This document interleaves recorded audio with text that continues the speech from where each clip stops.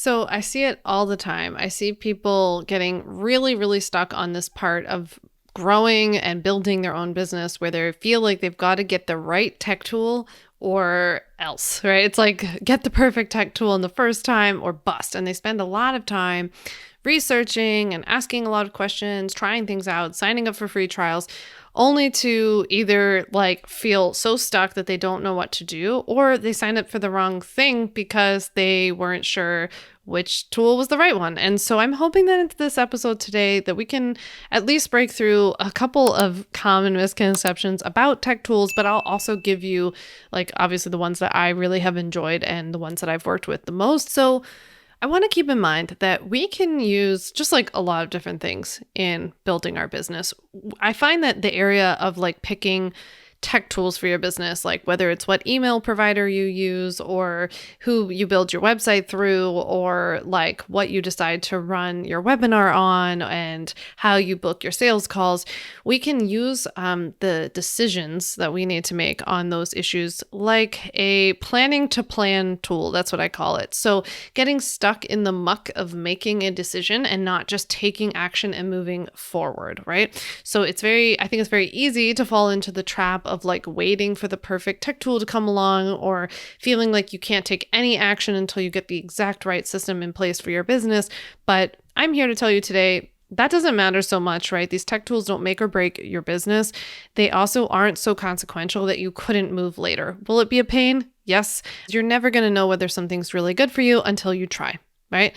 So it's really important that in our businesses, we get to a place of like, I'm going to do a bit of research to the best of my ability. And then after that, it's going to be a bit of experimentation. I also don't want you to think that necessarily something that either I use or somebody else uses means that, and we like it, means that it's necessarily right for you. So there are plenty of tech tools out there that people love that I either didn't like or that weren't very helpful to me, that I didn't need, or I was able to like collapse a couple of tech tools.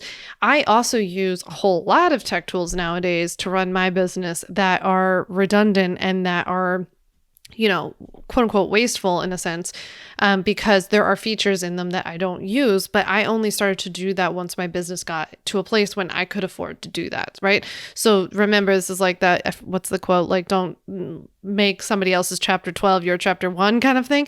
It's like when I was starting out, I kept it pretty basic. I milked every tech tool for what it was worth, and then I layered on as things went on. And so what I'm sharing with you today is like what I use today, but I'll also be careful to share with you, what I've been using this whole time, what I started with, all that kind of stuff. So let's get into what my favorite tools are currently in my business.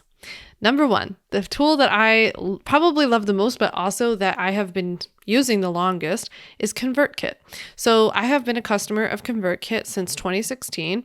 I have used it for my email marketing, my landing page builder, my form builder, and all of my like tagging sequence automation stuff too, right? So when you opt into a freebie and you get all the emails afterwards, all of that comes through ConvertKit. My weekly emails to my email list, my behind the scenes emails, my podcast emails, my email newsletter that only Ultimate Bundle members get, that all comes through ConvertKit. ConvertKit tells me when I log in that I've sent well over 1 million emails during that time.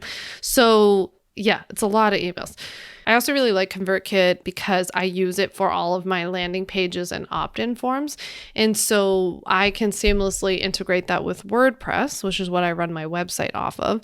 And so in the beginning, when I started my business, I was doing this all myself, right? I built my website myself and then was like creating all my ConvertKit landing pages and forms myself.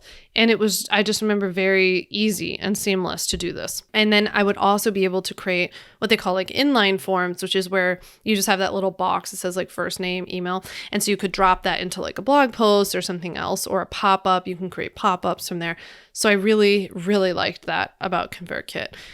One of the other major things that I like about ConvertKit to this day is that they allow for visual automations, which for somebody like me who does a lot of funnels, but also if you have a freebie and you have some sort of nurturing sequence that like a series of emails that comes after that freebie, after someone opts in, then having some sort of visual automation, meaning that you can see on the screen in like little bubbles and arrows, it's kind of like a decision tree, like a logic tree, where things are headed. And you can actually see in real time where people are at in that sequence. So it'll tell you like 500 subscribers are in this part of your sequence, or 1,000 people have completed it. 2 people are stuck here. It tells you all the way through. It's really cool. So I like the automations. I also even like the way that you build the sequences themselves. So they call them sequences, meaning the emails that you receive after. So I use sequences for a lot of different things. So when someone purchases a product from me, they receive a series of thank you emails and follow-up emails, testimonial emails. When people obviously download a freebie, after people watch a webinar, after people attend a live event, like it's a great way to just write emails one time, set them up, and then have it so that anytime a tag or something is added to a person, so basically something's like triggered in the system, then they receive the series of emails and you can do so much with them. And you can segment people, segment customers. I tag people based on the product that they purchase, all kinds of things. So it's been so helpful so that when I have, like a product update, for example, I can send out an email that says like, just send an email to the people in the segment who have purchased the one-to-one client contract. And I can just say, hey, everybody, I've updated this. Here's a copy of the new template. Here's how to access it. So that is, I think, just such a huge, huge plus for me. I really like about ConvertKit that I have access to so many stats and data in terms of seeing like open rate and click rate and seeing where people are located, seeing how many people are opting in and unsubscribing. And I just love ConvertKit. I've really liked using ConvertKit over the last however many years. And one of the big knocks that people had against ConvertKit before, especially against MailChimp, was that they didn't have a free option to start like MailChimp did. And that's why MailChimp was often like the default for so many people. But now ConvertKit actually does have a free plan for you to start with. And then they also have a free trial. So I'm going to drop my affiliate link below in the description for you to check out ConvertKit, see if it's a good fit for you. But I have been really, really happy with ConvertKit, and I honestly feel like it's been such a huge part of my business's growth and development over the years. It's a tool that I'm in daily. Everybody in my team is in multiple times a week, and so I've just been really happy with it. So check out that free trial and check out their free plan below. Okay, my second favorite tool is kind of a two-parter, but my second favorite tool is Asana. So I love Asana for productivity and organization in my business. I've talked a lot about Asana in the past on the podcast, but I really have loved using Asana. I know like some people love ClickUp, or maybe the other one's called Monday or something. They're all kind of similar. So I honestly just feel like you need to find what works for you. I remember just feeling so like, everybody was like, so team ClickUp or so team Asana, that I just like picked something and went with it. And it made sense for my brain, as my mom would say. And so I just kind of dove in head first. I honestly feel like the faster you can just do that and stop like going back and forth about the features and the benefits and the this and the that, just get something up and running. The fact that you have a productivity or organization system like will already put you 12 steps ahead. So just get it. Right? Stop agonizing over which one's the right one for you. If you really want to, you can switch later. It's only now that I'm at this point where I have so many people working for me or have so much going on that it feels like it would be a big lift to change. But in the beginning, when I was just trying out Asana, if I really didn't like it, I could have switched. So just keep in mind, nothing's permanent. You can switch.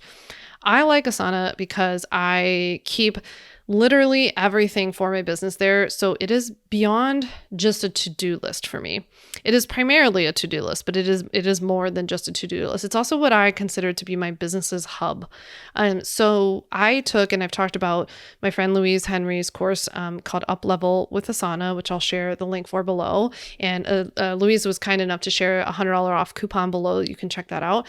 So I took Louise's course, and Louise's course was so helpful in getting me to see Asana differently. So I had somebody reach out to me on Instagram the other day, and she said, were you already using Asana or not? But when you took Louise's course, or was like Louise's course the thing that got you to use it? And I told her I was using Asana. Like I had signed up for it. I had tried setting it up, but I wasn't really using it. Like I wasn't using it to its potential. And I wouldn't say that it was helping me or my business at all.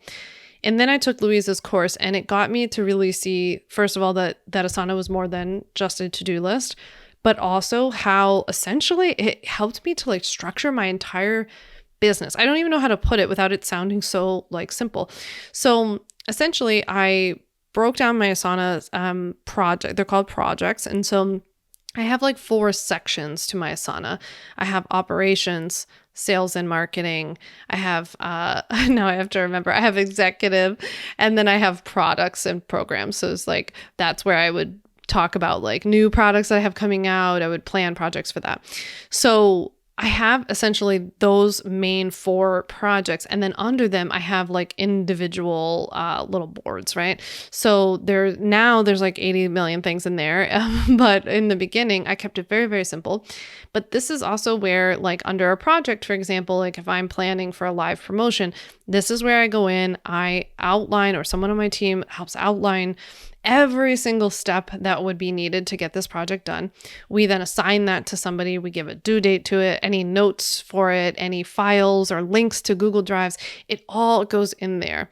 And then our team now communicates as they're working on these projects, and everybody's getting their pieces done of these projects. We're all communicating with each other right in Asana. So you actually have like, it's not just a messaging, meaning it's private messaging. It's like more like a chat board under each individual assignment or task. So it's super helpful, especially for let's just call it an involved CEO like myself who likes to know what's going on. I really love that I can go into any project at any time and see where people are at, what's going on, what's holding them up, where they're at with it, what questions they have. And if there's a question for me, they can tag me, they can tag somebody else on the team. So it's super helpful.